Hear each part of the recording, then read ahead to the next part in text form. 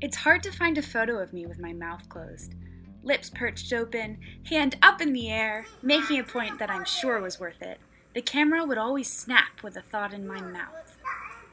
And when the prince would come home, looks of surprise wouldn't mask anyone's laughter, understanding that I was almost physically unable to stand still, to be silent for a moment.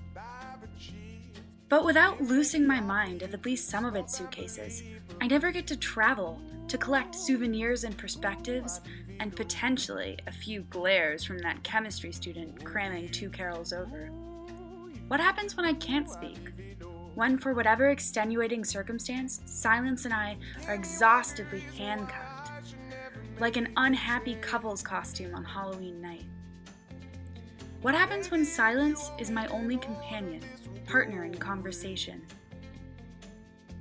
Ely happens. Paddling down the Boundary Waters, I embarked on a 22-day outward-bound expedition, canoeing, hiking, and shifting the boat clumsily with my thoughts. I had some questions from the start. A lot of questions. Like, why is the water so necessarily cold? And how much would it take me to convince our trip leaders to nix the whole portaging thing? It's not like carrying the canoe on your shoulders doesn't add mental weight. I thought I was doing pretty well at restraining myself, though. I didn't have answers, and I desperately wanted them, but I vaguely understood the allure of keeping some of my thoughts to myself, of allowing the next gust of wind pushing our canoe along to be our surprise, not the weather forecasters. Our first blind date with silence came on the day of solos. We're sent off for 2 days and 2 nights. We were to fend for ourselves, to reflect. Stripped of our watches, headlamps, maps, and diversions, we were to sit solitarily with our thoughts and the natural world around us. We hadn't planned, anticipated for this to happen. Sure, the idea of sleeping outside was implied, but a night without contact? Silence never had a good context for me. Silence of the lambs, the sound of silence. On this trip, we'd scaled cliffs with so few footholds, they were basically slides. Canoed through headwinds gusting in our faces, counteracting our every movement. We'd even survived 2 nights sleeping in a campsite generously described as a mud pit.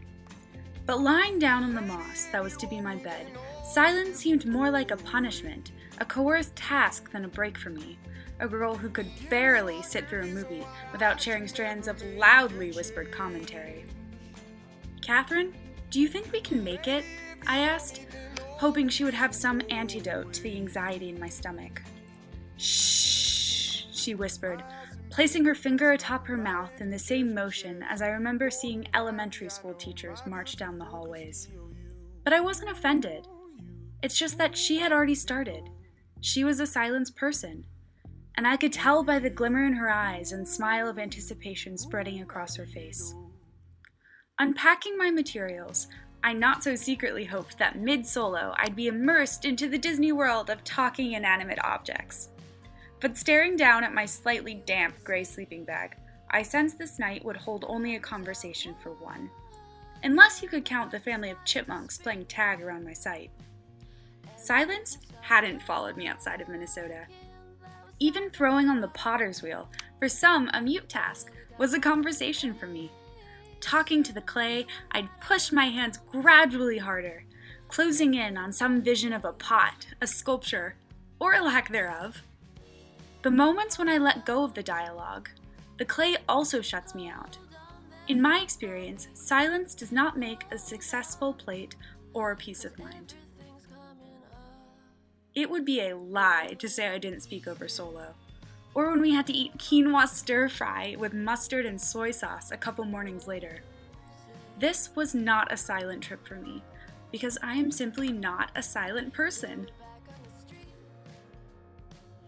I spoke until I arguably had dictated enough for a manifesto about the branch that fell down with my tent, the rain that pooled in typical fashion under my sleeping bag, the birds' nests I watched from the rock perched alongside the water. "Liz, do you think the wilderness is for everyone? If it rains, will we need to pull over for thunderstorms? Joe, Do you know why the trucker's hitch needs to be tied twice here? I asked questions of others' questions, and I answered them. I sought knowledge, and I was ravenous for sense, for others to talk and discuss. Sometimes you shouldn't speak. You have to know to go, Liz said to me one day. But what Liz didn't understand is that I, unlike her, the Outward Bound crew, am not a silence person. To me, speech, it means something more. The way a single word can communicate how you're feeling. That "I'm sorry" can somehow cure things ranging from food fights to presidential misconduct. The way shamelessly long streams of puns can obscure even the toughest of ills. And when you read something amusing, laughter of recognition is contagious. For without speech, how can we truly ever know? Know what someone is feeling? Know why that senator lost the race, or what the next political scandal is that you need to ignore? Know what to write in the Daily Tar Heel or to read from the NNO? Know why you can't seem to escape the mud that licks the surface of all of your Boundary Waters memories. Some say ignorance is bliss, or silence is golden. But at the end of the day, I think they just don't know yet what they want to say.